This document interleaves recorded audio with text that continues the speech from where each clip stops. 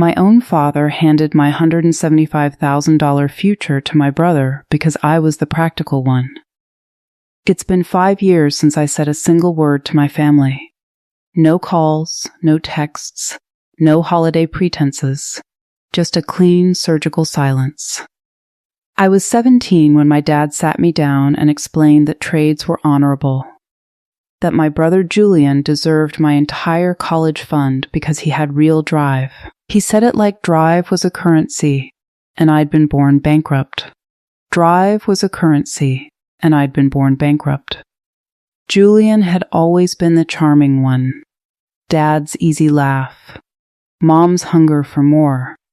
He got the golden ticket. I got the leftover scraps. So I built my own ladder. Community college under fluorescent lights. Day jobs that left my hands raw. Late nights in a cramped apartment. Teaching myself brand design until my eyes burned. 5 years of grinding in the shadows while Julian, I assumed, torched that money like kindling. I never checked. Didn't want to know. Then last year, my boutique firm cracked the top tier of tech branding. The kind of contracts that make your accountant cry happy tears. I wasn't the forgotten daughter anymore. I was the founder. Until they walked through my glass office door on a Tuesday. My mother looked 10 years older.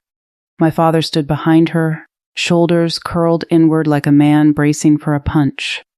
Julian wasn't with them. Mom's fingers trembled against my desk.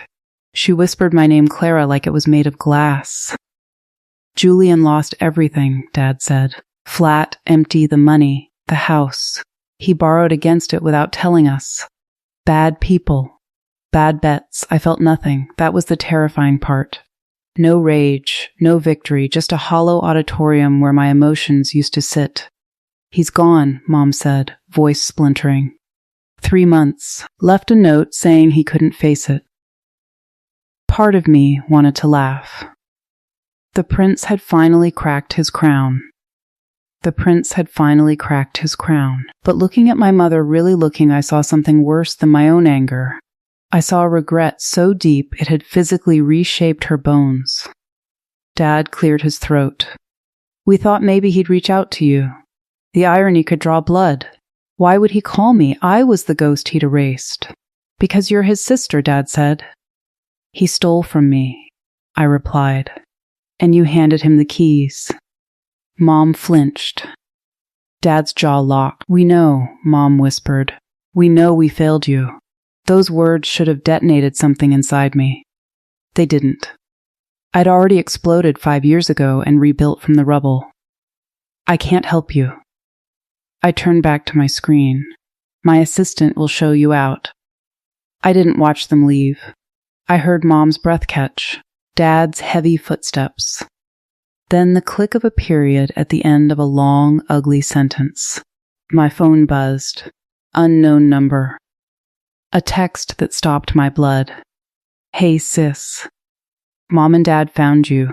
We need to talk. It's not what you think. Please, Julian, my hands went cold. 5 years of sculpted indifference crumbled in 3 sentences. I didn't reply, but I saved the number. He texted again that night. I know you hate me. You should. But Dad's lying about what happened. Not to hurt you, to protect me. I ignored it. Destroyed myself on a treadmill. Drank wine I couldn't taste. The next morning, a package arrived. No return address. Inside, a leather journal. Julian's handwriting. Dated 5 years back. Day 1. Dad gave me the money today. Clara doesn't know. I'm supposed to invest it. Build something. Dad says this is my chance to be the son he always wanted. My stomach turned. Day 47. I tried to tell Dad I didn't want this. He said Clara is different, that some people are meant to struggle. I don't believe that. But he's my father. Page after page of guilt. A boy drowning in his father's expectations. The final entry stopped my lungs. Day 183. I did it. Gave it all back. Paid Clara's full tuition anonymously through the university. I couldn't live with this anymore. Dad will destroy me when he finds out. I read that entry 17 times. But I never went to college. I'd walked away from acceptance letters, convinced the money was gone, convinced I was disposable. I'd built my entire identity on being the daughter they didn't choose. That identity was a lie. I called him. First time in 5 years. He answered on the first ring. You gave it back, I said. Not a question. Silence then, yeah. I did. Why didn't you tell me? Because Dad said if I told you, you'd never believe me. He said you'd think it was guilt. And he was right. You would have. Julian's voice cracked. So I let you hate me. It seemed fair. I couldn't speak. I lost everything trying to prove I was worth something to Dad, he continued. Bad investments, bad people. Still chasing his approval. Where are you? Nowhere good. But I'm not running anymore. Don't do anything permanent, I whispered. I drove 4 hours that night. To a motel outside Reno. Room 212. Door unlocked. Julian sat on the bed in the dark, 30 pounds lighter, face hollowed by something worse than hunger. He looked at me like I was the first real thing he'd seen in months. You came, he said. Don't sound surprised. I sat beside him. Not close enough to touch. Dad didn't just lie to you, Julian said. He lied to both of us. He told me you didn't want the money, that you wanted to do it your own way. My stomach turned again. He told me you had potential, and I needed a trade, I said. Classic Dad. Make each of us feel like the other chose this. We drove back together. I called Dad from the car. Told him to meet us at my office. He showed up within an hour, looking terrified. Julian laid out every lie, every manipulation. Every time Dad had played us against each other, weaponizing approval like a blade. Dad listened.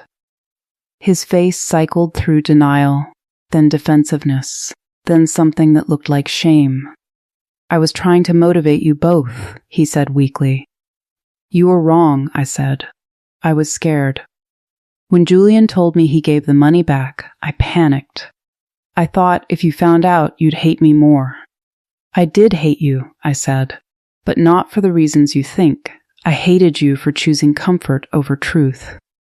Dad looked at Julian. I'm sorry. Julian nodded slowly. I'm sorry too, for taking 5 years to grow a spine. No catharsis fireworks. Just the weight of 5 years not lifted, but redistributed. Mom came to my office on a Saturday. She brought old photos. Me at 8. Julian at 5. Both of us laughing before the lies turned into architecture. I can't undo what happened, she said. But I see it now.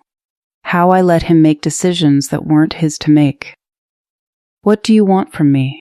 I asked. Nothing, everything. I want my daughter back. It wasn't fully possible. The girl I'd been at 17 was gone, dissolved into the woman I'd become through necessity and spite. But maybe that woman was better. More honest, less willing to swallow comfortable lies. If this story hit something in you, hit like and subscribe to Winds of Thought for more raw, real narratives. Julian and I get coffee now.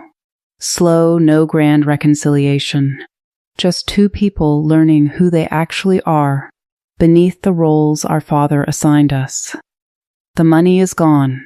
The years are gone. But I built something real with those years, and that will have to be enough.